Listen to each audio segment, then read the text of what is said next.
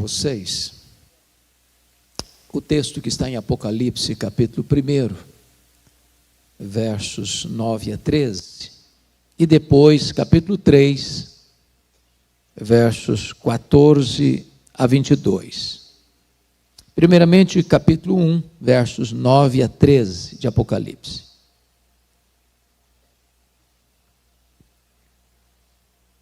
Está escrito o seguinte: Eu, João, irmão vosso e companheiro na tribulação, no reino e na perseverança, em Jesus achei-me na ilha chamada Patmos por causa da palavra de Deus e do testemunho de Jesus. Achei-me em espírito no dia do Senhor, e ouvi por detrás de mim grande voz, como de trombeta, dizendo: O que vês, escreve em livro e manda às 7 igrejas: Éfeso, Esmirna, Pérgamo, Tiatira, Sardes, Filadélfia e Laodiceia. Voltei-me para ver quem falava comigo, e voltado vi 7 candeeiros de ouro, e no meio dos candeeiros um semelhante a filho de homem. Agora capítulo 3, verso 14. Ao anjo da igreja em Laodiceia escreve: Estas coisas diz o Amém, a testemunha fiel e verdadeira, o princípio da criação de Deus. Conheço as tuas obras, que nem és frio nem quente. Quem dera fosses frio ou quente.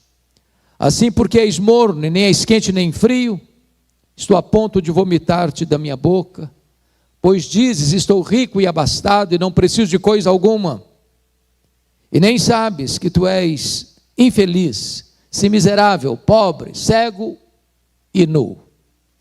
Aconselho-te que de mim compres ouro refinado pelo fogo, a fim de te enriqueceres, vestiduras brancas para te vestires, a fim de que não seja manifesta a vergonha da tua nudez, e colírio para ungir os teus olhos, a fim de que vejas.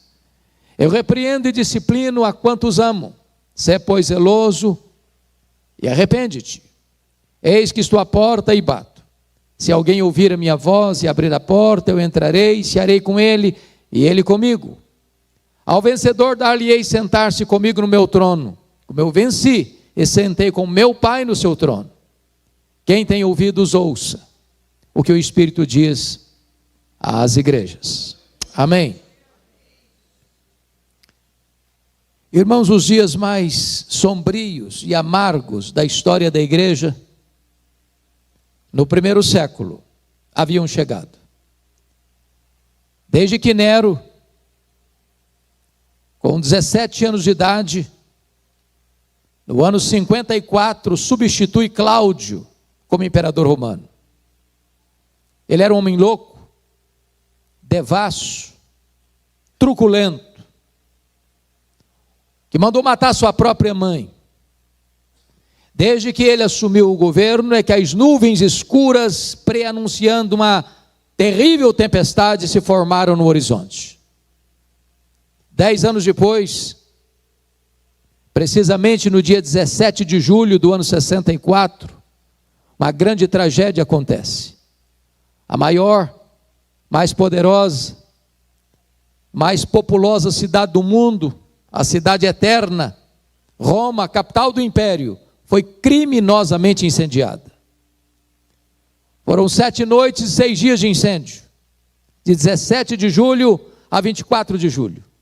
Nero assistia este horrendo espetáculo, vestido de ator, tangendo a sua lira, do alto da torre de Mecenas. Quando o incêndio acabou, dos 14 bairros de Roma, 10 tinham sido devastados pelas chamas. Os 4 bairros que não foram devastados, densamente povoados por judeus e cristãos, dão a Nero um álibi para botar a culpa do incêndio de Roma nos cristãos. E começa um verdadeiro massacre sobre os cristãos. Eles foram crucificados, queimados vivos. Faltou madeira para fazer cruz, tamanha quantidade de crentes crucificados em Roma. Quando não tinha mais madeira para fazer cruz, os crentes eram amarrados em postes, cobertos de piche e queimados vivos para iluminar as noites de Roma. Chega o ano 66, explode a guerra judaica em Israel, maiormente em Cesareia Marítima, quando uma sinagoga judaica fora profanada e os zelotes, que nunca foram concordantes com o governo de Roma e Israel, se rebelaram. Roma manda para lá o general Tito para tentar contornar aquele motim. Ano 68, Nero é deposto pelo Senado romano e comete suicídio. Ano 70, a rebelião em Israel está incontrolável. O general Tito cerca Jerusalém, invade Jerusalém, destrói o templo de Jerusalém, arrasa a cidade de Jerusalém e promove a maior diáspora, dispersão dos judeus de todos os tempos, desde o ano 70 a 14 de maio de 1948, quando Israel retorna ao seu território. Nesse mesmo ano 70, Vespasiano inaugura em Roma o Coliseu Romano, o Anfiteatro da Morte, que em 100 dias de inauguração, mais de 10 mil crentes foram mortos com requintes de crueldade, enrolados em peles de animais e jogados na arena, para os cães morderem, para os touros pisotearem e para os leões esfaimados da Líbia devorarem. Um verdadeiro massacre. Ano 81, assume o governo de Roma Domiciano. Ele é chamado de segundo Nero ou Nero Redivivo, pela maneira truculenta com que ele perseguiu os cristãos. Este foi o primeiro imperador romano a arrogar para si o título de Senhor e Deus. Foi este imperador que deporta o apóstolo João, então pastor da igreja de Éfeso, para a ilha vulcânica do Mar Egeu, uma colônia penal, a ilha de Patmos. Vale destacar que a essas alturas, todos os demais apóstolos já estavam mortos, e mortos pelo viés do martírio. João era o último representante do colégio apostólico, e certamente o propósito de Domiciano era calar a sua voz, era jogar uma pá de cal na igreja já tão sofrida.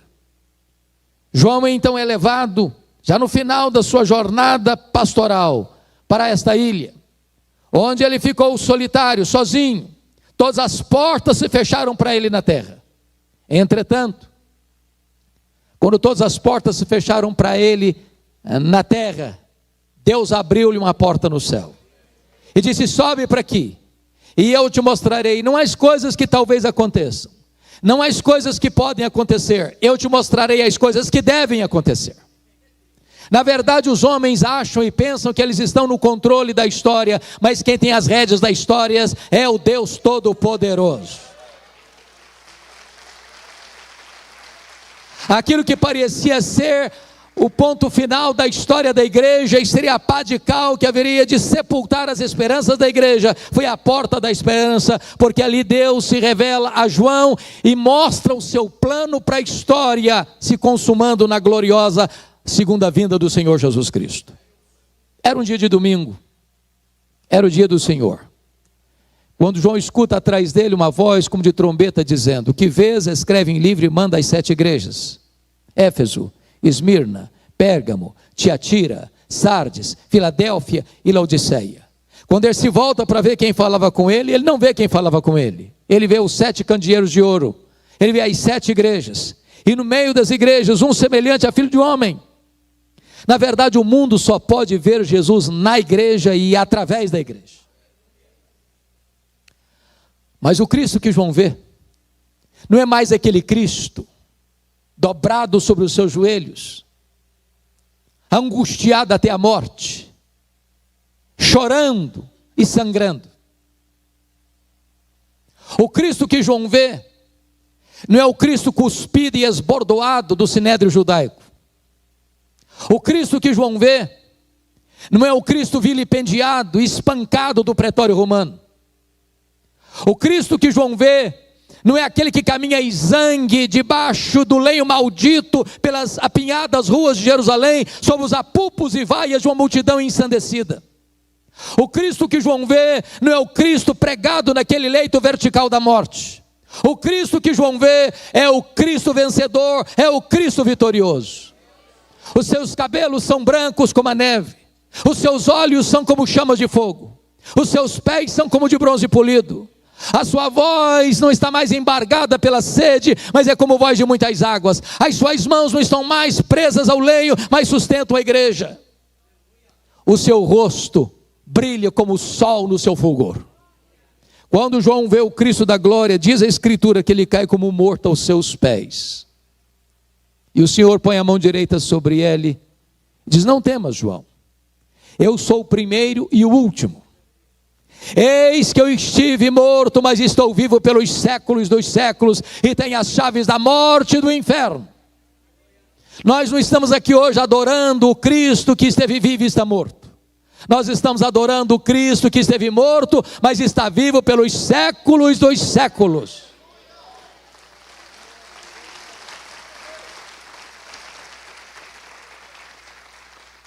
O capítulo 1, verso 13, nos informa que João vê o Cristo glorioso no meio da igreja, ou no meio das igrejas. E eu quero dizer a você, e eu creio firmemente nisso, e certamente você também, que Jesus está aqui entre nós nesta noite. É porque Ele está aqui que nós viemos aqui. E só porque Ele está aqui é que esta reunião se reveste de tanta importância. Mas diz o capítulo 2, versículo 1, que João não o vê apenas no meio dos candeeiros. Agora João o vê andando no meio dos candeeiros. Eu quero dizer para você que Jesus está aqui andando entre nós, para nos sondar, para nos exortar, para nos corrigir, para nos disciplinar, para nos consolar, para nos fazer promessas. E é curioso que na medida que Jesus vai andando no meio das 7 igrejas, há um estribilho que se repete em todas elas. E o estribilho é este: eu conheço, eu conheço, eu conheço, eu conheço, eu conheço, eu conheço, eu conheço. Para 5 dessas 7 igrejas, Jesus vai dizer a mesma coisa. Para a igreja de Éfeso, Tiatira, Sardes, Filadélfia e Laodiceia, Ele vai dizer: eu conheço as tuas obras. Aquilo que você fez, seu pai não viu, sua mãe não viu, sua mulher não viu, seu marido não viu, seus filhos não viram, seu pastor não viu, Jesus viu. Aquilo que você fechou a porta e apagou a luz, Ele estava lá. Nada pode ficar oculto aos olhos daquele que sabe todas as coisas e cujos olhos são como chamas de fogo. Mas para a igreja de Esmirna, a mais pobre igreja da Ásia, Jesus vai dizer uma outra coisa. Ele diz assim: eu conheço a tua tribulação e a tua pobreza, mas tu és rico. Isso é consolador, porque eu preciso lhe dizer que Jesus conhece as dores que pulsam na sua alma, que latejam no seu coração. Jesus conhece os dramas que você vive, talvez não compartilhados, as lágrimas que correm por dentro, o sofrimento que talvez você só divide com o seu travesseiro. E Ele sabe o que você está passando, Ele sabe a luta que você está vivendo, Ele conhece a tua tribulação. Mas Jesus me choca no conceito de igreja, porque para a igreja mais pobre da Ásia, diz: eu conheço a tua pobreza, mas tu és rico. E você e eu temos uma noção do que seja uma igreja rica.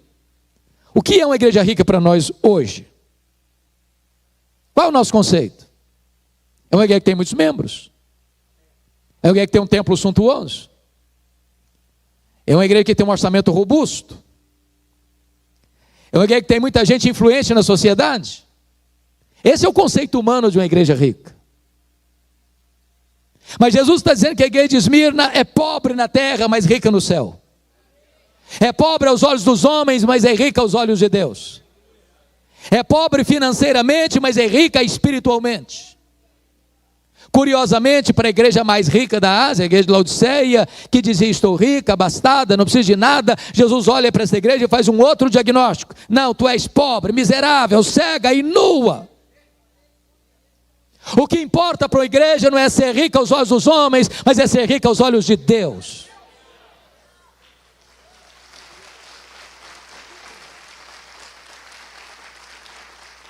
Mas para a igreja de Pérgamo, Jesus vai usar uma outra expressão. Ele vai dizer assim: eu conheço o lugar onde tu habitas, onde está o trono de Satanás. Por que Jesus disse isso sobre Pérgamo? Possivelmente por dois motivos. Primeiro, vocês sabem que Pérgamo era a segunda maior cidade da Ásia, só perdia para Éfeso, que era a capital. Quando se disputou na Ásia qual cidade construiria o primeiro templo de adoração ao imperador como uma divindade, Pérgamo ganhou a concorrência de Éfeso. Então, muito provavelmente, Jesus está dizendo o seguinte: qualquer lugar onde um homem é venerado, aí está o trono de Satanás. Porque todo humanismo idolátrico é satânico. Deus não divide a sua glória com ninguém. Toda a glória dada ao homem é glória vazia, é vanglória, é idolatria, é abominação para Deus. Segundo lugar, Pérgamo hospedava o culto de Esculápio. Esculápio era conhecido como Deus da cura. Caravanas vinham a Pérgamo constantemente, buscando neste Deus pagão, neste ídolo pagão, cura. É por isso que até hoje, quando você vai ao seu médico, você vai ver bordado no jaleco branco de seu médico uma serpente. A serpente era a representação de Esculápio. Esse ídolo tinha o formato, a forma de uma serpente. Isso vem de Pérgamo. Isso vem do culto a Esculápio. E o que Jesus possivelmente está dizendo é o seguinte: qualquer lugar onde um homem fabrica uma imagem, fabrica um ídolo, e se prostra diante dele, aí está o trono de Satanás. O ídolo é nada. Ele é gesso, ele é pau, ele é pedra, ele é mármore, ele é ouro, ele é prata. Mas o apóstolo Paulo diz que o que está por trás do ídolo são os demônios. Mas o que é maravilhoso é que onde Satanás tem um trono, aí Jesus planta uma igreja para adorar o Rei dos Reis e o Senhor dos Senhores. O Senhor Jesus está andando no meio dos candeeiros. E na medida que ele anda no meio das 7 igrejas, ele tem elogio a fazer e ele tem censura a fazer. Para 2 igrejas, apenas elogios, nenhuma censura. Para quais igrejas? Para Esmirna, a mais pobre, e para Filadélfia, a mais fraca. Jesus disse para a igreja de Filadélfia: eu conheço as tuas obras, tu tens pouca força, mas eu coloquei diante de ti uma porta aberta. A porta que eu abro ninguém fecha, e a porta que eu fecho ninguém abre. O que é importante para a igreja não é ser forte de acordo com as categorias humanas, mas fiel ao Deus Todo-Poderoso. Mas para 4 igrejas, Jesus Cristo vai fazer elogios e fazer censuras. Para a igreja de Éfeso, Jesus elogia a firmeza doutrinária daquela igreja, que resistiu e recusou e rejeitou os falsos apóstolos, que não sendo apóstolos diziam-se como tais. E diz a Bíblia que a igreja de Éfeso rejeitou as falsas doutrinas que estavam chegando. Diz a Bíblia que Éfeso também tinha uma ética irretocável, porque odiava as obras dos nicolaítas. Os nicolaítas ensinavam ou induziam as pessoas à prostituição. A igreja de Éfeso era uma igreja que perseverou apesar da perseguição sofrida. E Jesus elogia isso. E aqui Jesus está nos ensinando algo maravilhoso, irmãos. Uma igreja só pode agradar a Jesus se ela é fiel à palavra de Deus. Nós não temos o direito de abrir mão da verdade para atrair as pessoas, ou pregar uma mensagem mais palatável para agradar as pessoas. A igreja, para agradar a Jesus, ela precisa ser rigorosamente fiel à palavra de Deus e zelosa das verdades eternas e imutáveis. Mas Jesus diz algo para esta igreja: eu tenho uma coisa, porém, contra ti, é que tu abandonaste o teu primeiro amor. Agora preste atenção nisso. Às vezes, na defesa da verdade, uma igreja pode perder a piedade. Mantendo a ortodoxia, ela pode perder o fervor. E eu preciso lhes dizer que a ortodoxia, a sã doutrina, é boa, inegociável, absolutamente importante. Mas a ortodoxia morta mata. Há pessoas que, embora mantenham uma ortodoxia intacta, estão áridas como um deserto e secas como um poste. Nós não podemos separar o que Deus uniu: teologia e ética, doutrina e vida, credo e conduta. Nas palavras de Jonathan Edwards, nós precisamos ter luz na cabeça e precisamos ter fogo no coração. Mas notem comigo a igreja de Tiatira, que é o inverso de Éfeso. Jesus elogia a igreja de Tiatira porque agora, quando escreve, ela tem mais fé, mais amor e mais obras do que outrora. Mas Jesus diz: eu tenho uma coisa contra ti, é que tu toleras esta falsa profetisa Jezabel. Então vamos entender isso. Éfeso tinha doutrina, mas não tinha amor. Tiatira tinha amor, mas não tinha doutrina. O que significa isso? Nós poderíamos ser a igreja mais popular, a igreja mais acolhedora, a igreja mais vigorosa de comunhão da cidade. Mas se nos faltar a sã doutrina, esta igreja não agrada a Jesus. As duas coisas caminham juntas: a verdade e o fervor, a fidelidade a Deus e a comunhão, a palavra no centro e o amor regando os relacionamentos. Mas Jesus se dirige à igreja de Pérgamo e ele tem um elogio a fazer. Naquela igreja tem gente fiel ao Senhor, a ponto de, está escrito aí, que Antipas, o líder da igreja, ter dado a sua vida por sua fidelidade a Cristo. Ele foi martirizado. E aí o texto não diz, mas a história diz que Antipas morreu carbonizado dentro de um boi de bronze encandecido. Mas nesta mesma igreja que tem gente morrendo pela sua fé, tem gente flertando com as doutrinas de Balaão, vivendo uma vida mundana.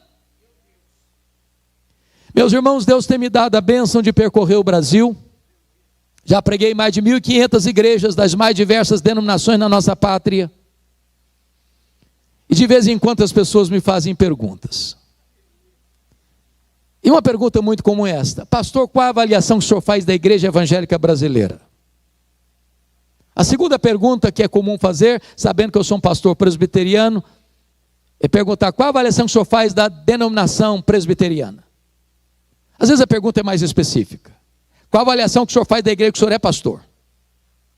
E a minha resposta, via de regra, é a mesma. Eu respondo assim: vai muito bem. Eu respondo assim: vai mais ou menos. Eu respondo assim: vai muito mal. Sabe por que eu respondo assim?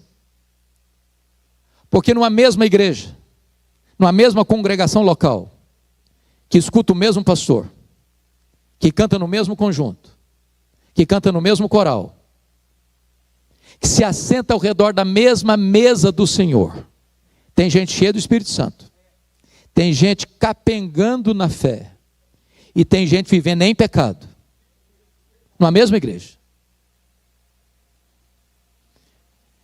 E a Bíblia diz que só o Senhor conhece os que lhe pertencem. O Senhor da igreja está dizendo: eu conheço, eu conheço, eu conheço. Jesus olha para a igreja de Sardes. Aquela igreja tem um nome na cidade, uma igreja que vive. Se fosse hoje, nós mudaríamos o adjetivo e dizer uma igreja avivada.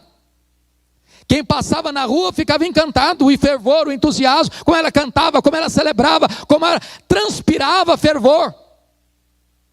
E Jesus olha para essa igreja e faz um outro diagnóstico. Você só tem nome que vive, mas você está morta.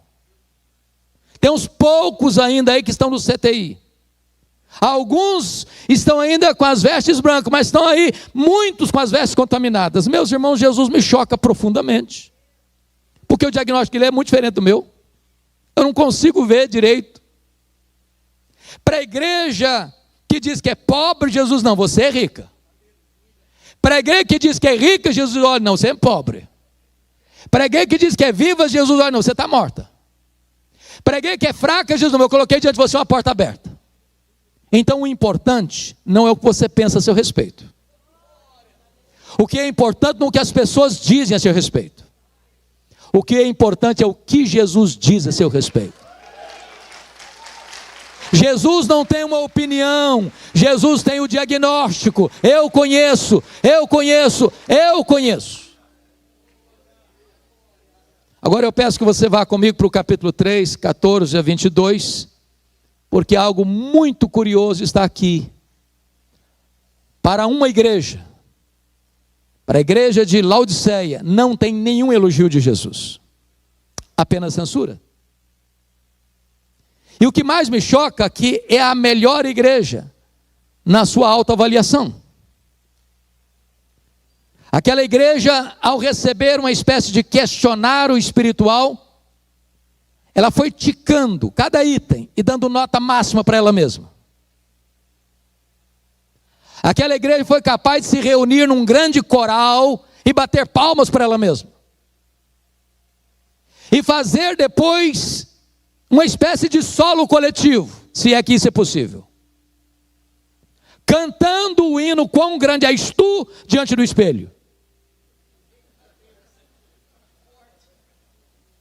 E Jesus olha para essa igreja e não encontra nada para elogiar. E esse texto pode ser dividido em 3 partes muito fáceis de compreender. Primeiro, nos versos 15 a 17, Jesus faz um diagnóstico. Segundo, nos versos 18 a 20, Jesus faz um apelo. Terceiro, nos versos 21 e 22, Jesus faz uma promessa. Diagnóstico, apelo, promessa. Talvez você pergunte assim, pastor, por que Jesus usou as figuras que usou nesta carta? Por exemplo, quente, morno, frio, ouro puro, vestes brancas, colírio. Será que foi casual? E a resposta é claro que não. Jesus não desperdiça palavras. Jesus é um modelo de pregador. Ele conhece o texto e o contexto. Ele conhece o texto e o povo. Ele conhece a geografia e a história. Ele conhece o comércio e a indústria. Suas mensagens são contextualizadas. Por que o termo quente, frio, morno? Vocês bem sabem que a cidade de Laodiceia ficava às margens do rio Lico. E essa era a região mais rica da Ásia Menor. Vocês sabem também que havia ali uma espécie de região metropolitana, 3 cidades, 9 quilômetros, uma distante da outra. Laodiceia, Colossos e Hierápolis.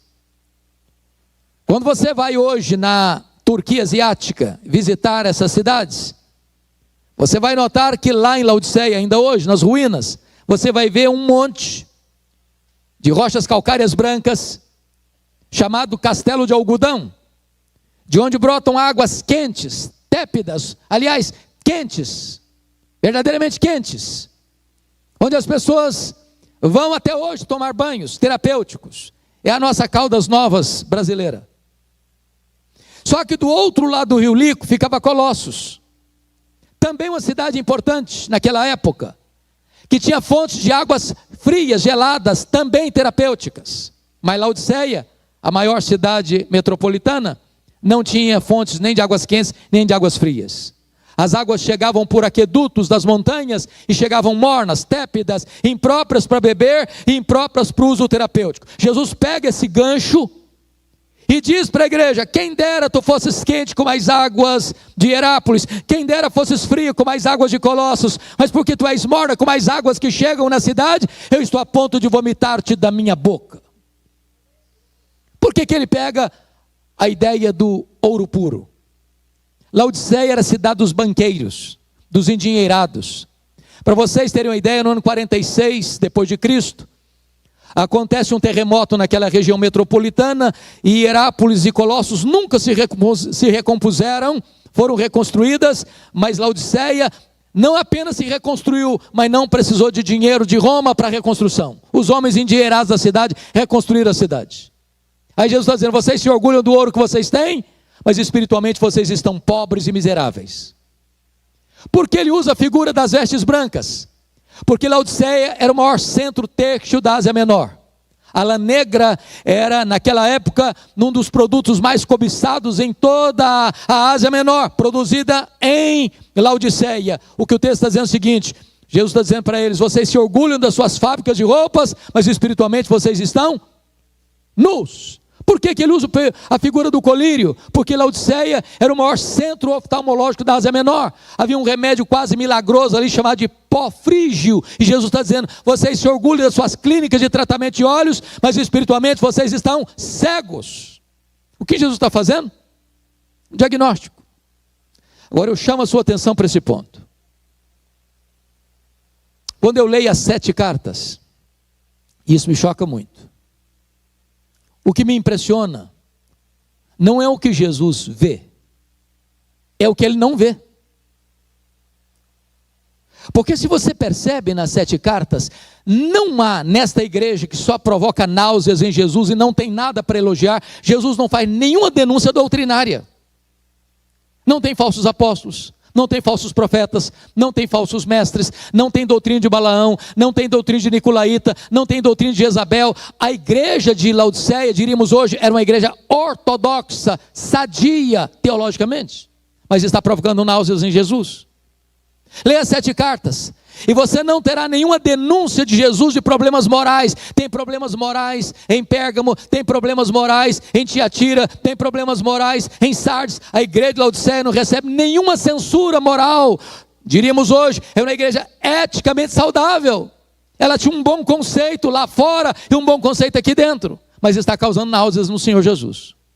Leia as 7 cartas, e vocês não verão qualquer sinal de pobreza material nessa igreja. Tinha pobreza material em Esmirna, tinha pobreza material em Filadélfia. Eu acho que os teólogos da prosperidade não fariam sucesso lá, porque todo mundo já era próspero. Mas essa igreja que é próspera financeiramente está provocando náuseas no Senhor Jesus. Leia as 7 cartas, e vocês verão que tem perseguição política em Éfeso, tem perseguição religiosa em Pérgamo. Mas a igreja de Laodiceia está em paz, no mundo em convulsão, em paz. Mas está provocando náuseas no Senhor Jesus. Agora deixa eu lhe dizer uma coisa: se você e eu morássemos naquela região, naquele tempo, sabe qual é a igreja que nós gostaríamos de ir e levar nossa família? Para a igreja de Laodiceia.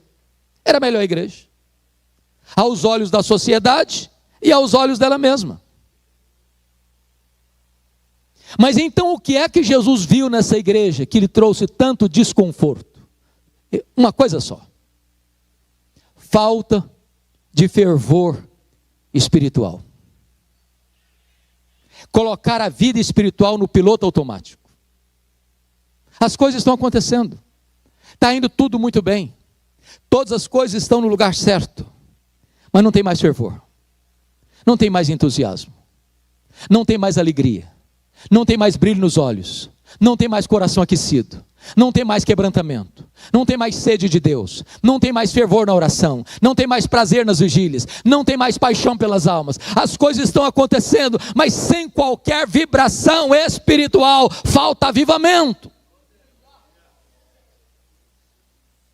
Irmãos, eu disse para vocês que pela graça de Deus eu tenho pregado em muitas igrejas, em centenas de igrejas, das mais diferentes denominações.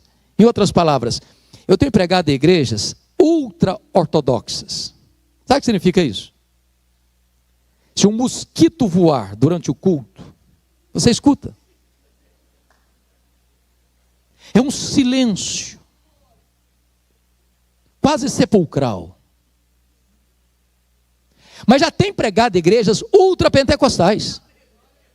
E é um barulho tão grande, tão grande, tão grande. Vocês mesmos, calma, calma, gente, calma, calma. E sabe o que eu tenho descoberto, irmãos? Fervor não tem nada a ver com estilo de culto. Nada a ver. O que impressiona os homens não impressiona Deus, não. Tem muito cacuete hoje que não passa de cacuete religioso e nada mais. Falar aleluia, dar glória a Deus, levantar a mão, chorar e fazer isso, aquilo, virou teatro, virou encenação. O Senhor conhece o coração. O Senhor está procurando gente cujo coração seja totalmente dele. Falta, igreja, sede de Deus, fome da palavra, fome das coisas lá do alto. Falta fervor, falta quebrantamento, falta choro pelo pecado, falta sede de oração, falta amor pelas almas, falta avivamento, irmãos.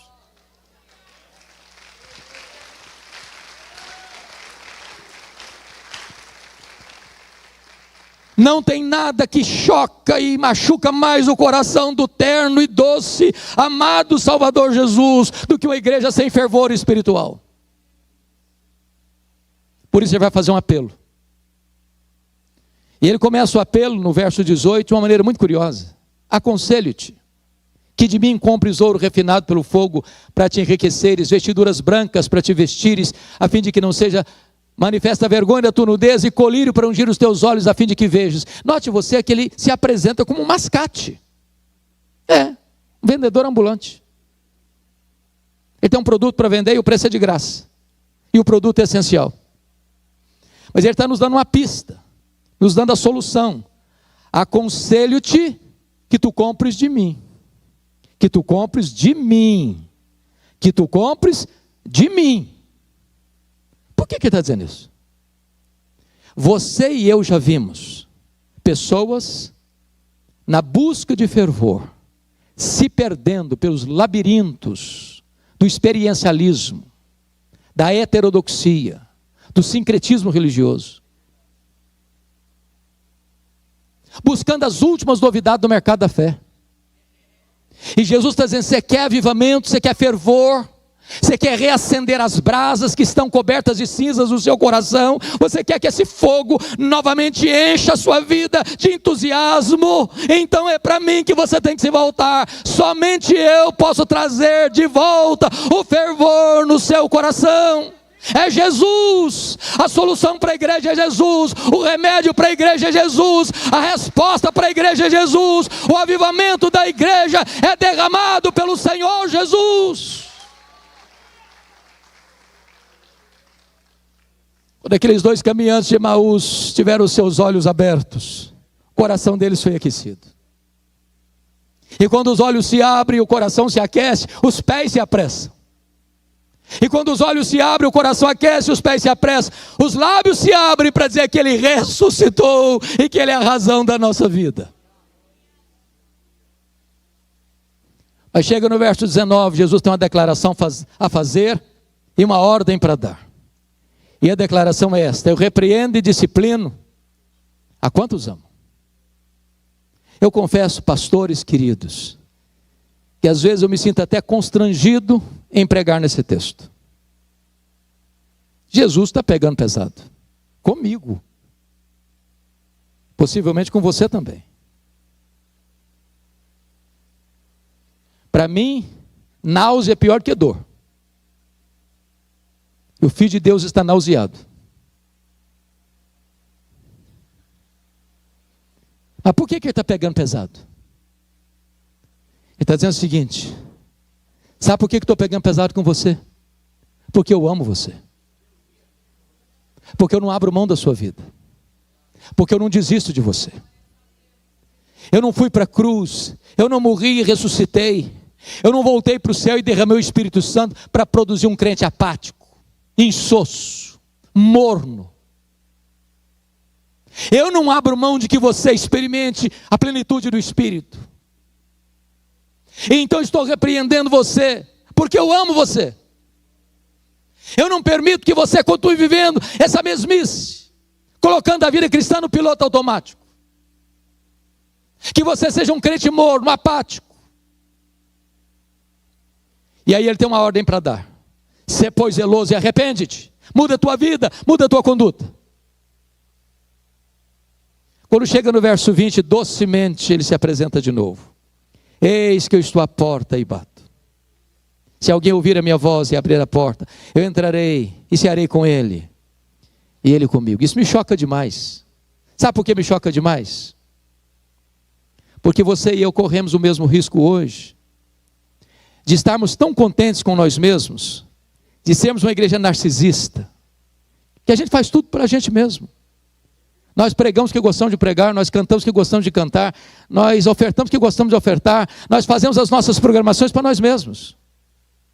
E Jesus está do lado de fora, e nós nem percebemos isso. Já pensou o que é isso? Uma igreja se reunir e Jesus está do lado de fora?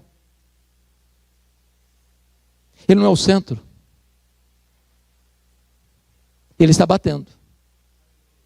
Ele está batendo. Se alguém abrir a porta, eu entrarei e cearei com ele, e ele comigo. Que ele me convide a cear com ele é graça, mas que ele queira cear comigo é infinita misericórdia. E eu quero dizer para você que a única maneira do seu coração ser aquecido é assentar-se à mesa com o Senhor Jesus. E agora ele vai fazer então uma promessa. E ele tem competência para fazer promessa. Porque no verso 14 ele se apresenta como aquele que é o amém. Sabe o que significa isso? Ele é a última palavra de Deus para você. Não espere coisas novas. Não espere revelações novas. A última revelação de Deus para a igreja é Jesus Cristo. Ele falou muitas vezes, de muitas maneiras, aos pais pelos profetas. Agora ele nos fala pelo Filho. A revelação foi progressiva até Jesus, mas não a partir de Jesus. Se você não escutar Jesus, não tem mais esperança para a sua vida. Essas coisas, diz o amém, a testemunha fiel e verdadeira. Sabe o que significa isso? Ele promete e ele tem poder para cumprir. Ele é o princípio da criação de Deus. Sabe o que significa isso? Ele é aquele por meio de quem todas as coisas foram feitas e foram criadas. E se do nada ele tudo criou, e se sem matéria pré-existente ele chamou a existência ao universo, ele é poderoso para reacender as brasas do seu coração e restaurar o fervor espiritual na sua vida. E a promessa está no verso 21. Ao vencedor, dar-lhe-ei sentar-se comigo no meu trono, como eu venci, sentei com meu Pai no seu trono. Sabe o que ele está nos ensinando? Para uma igreja que gostava tanto de dinheiro, Jesus está dizendo: tem coisa melhor. Eu tenho o trono. Mas quem se assentará publicamente no trono com Jesus? Quem se assentou intimamente à mesa com ele. E então ele termina dizendo: quem tem ouvidos, ouça o que o Espírito diz às igrejas. Agora em outubro, 31 de outubro, nós comemoraremos 505 anos de reforma protestante. Nos 500 anos eu fui à Europa, estava lá na Alemanha, no dia 31 de outubro. E eu confesso a vocês que a Europa não tem muito o que celebrar. O continente europeu hoje é considerado um continente pós-cristão. As igrejas estão morrendo. Os templos estão vazios. Você vai para a Holanda, até 1960, a Holanda tinha os seus templos lotados de adoradores. Você vai à Holanda hoje, os templos estão lá, mas vazios. Vamos para a Escócia, berço do presbiterianismo. De John Knox, que orava e chorava e dizia: dá-me a Escócia para Jesus, senão eu morro. Entramos num dos templos mais belos de Edimburgo, perto do castelo. E quando eu entrei, não tinha banco nem púlpitos, nem púlpito, era um bar. O templo agora era um bar. Saímos dali, fomos para a Inglaterra. A Inglaterra dos grandes avivamentos: George Whitefield, John Wesley, William Carey, William Wilberforce, John Charles Ryle, Charles Haddon Spurgeon, Mark Lloyd Jones, John Stott. Hoje a Inglaterra tem menos de 4% da sua população frequentando um templo evangélico. Os templos estão sendo vendidos, transformados em mesquitas muçulmanas, em bares, em museus, em boates. Você vai para os Estados Unidos, América do Norte, Canadá, Estados Unidos, e você vai perceber que as grandes denominações estão perdendo milhares e milhares de membros todos os anos, todos os anos, todos os anos. O liberalismo teológico entrou nos seminários e disseminou ceticismo, e as igrejas estão morrendo. Recentemente eu estive pregando numa conferência em Nova York, e fui após essa conferência pregar numa igreja Assembleia de Deus, e o pastor me levou num período de 30 minutos de carro, me mostrou 11 templos vazios que estavam sendo vendidos. Não tinha mais gente para frequentar. Por que que as igrejas estão morrendo na Europa? Porque elas não ouviram o que o Espírito Santo disse a elas. Por que que as igrejas estão morrendo na América do Norte? Porque eles não ouviram o que o Espírito Santo diz a eles. Mas não é só lá não, aqui também, irmãos. Aqui também. Nós temos denominações inteiras aqui no Brasil que já se renderam ao liberalismo. Seminários que não creem mais que a Bíblia é a palavra de Deus. E eu posso lhes dizer, qualquer igreja que subscreve o liberalismo, no mesmo dia ela assina o seu atestado de óbito.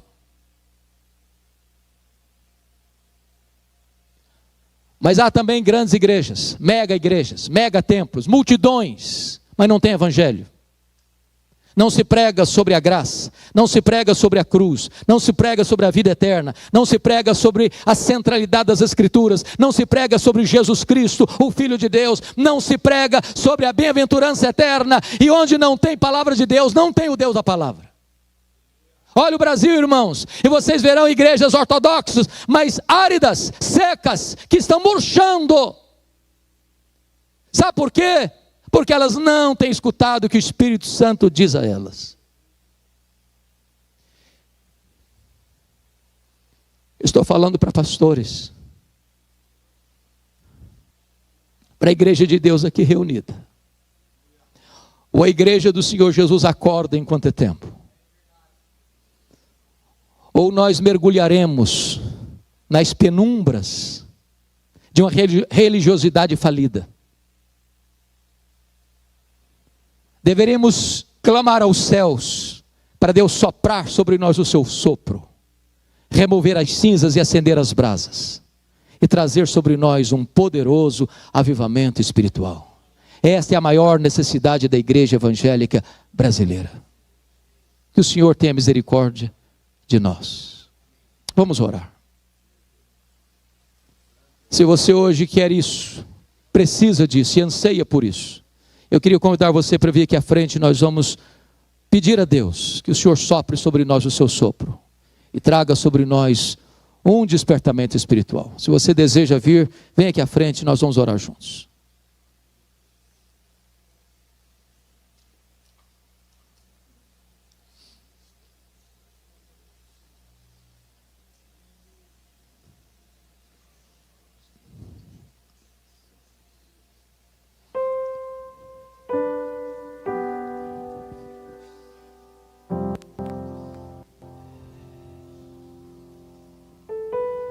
Bendito seja Deus.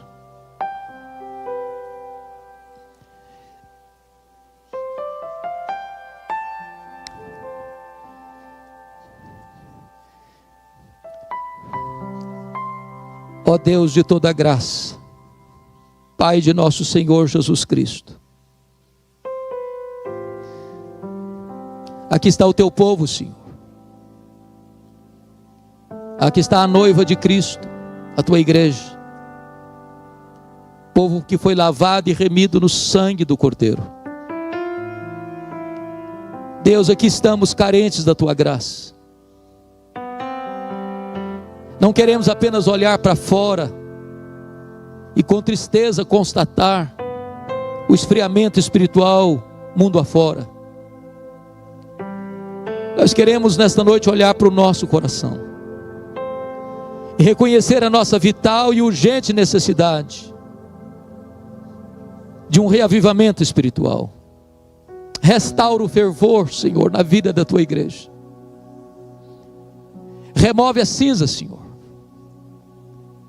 Acende aquelas brasas que estão apagadas. Nós não queremos fogo estranho, nós não queremos nada que não proceda de ti. Mas queremos tudo que tu tens para nós.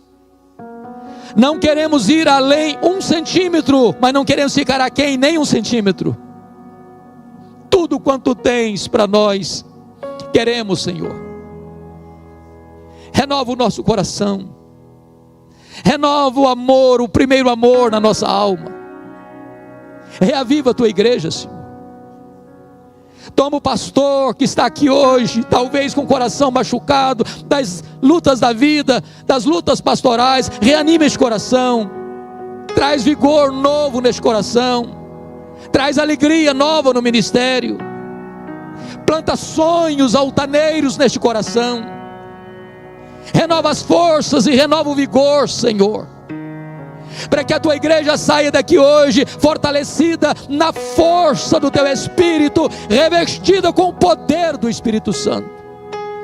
Nós apresentamos nossa vida nas tuas mãos e oramos em nome de Jesus e para a glória de Jesus.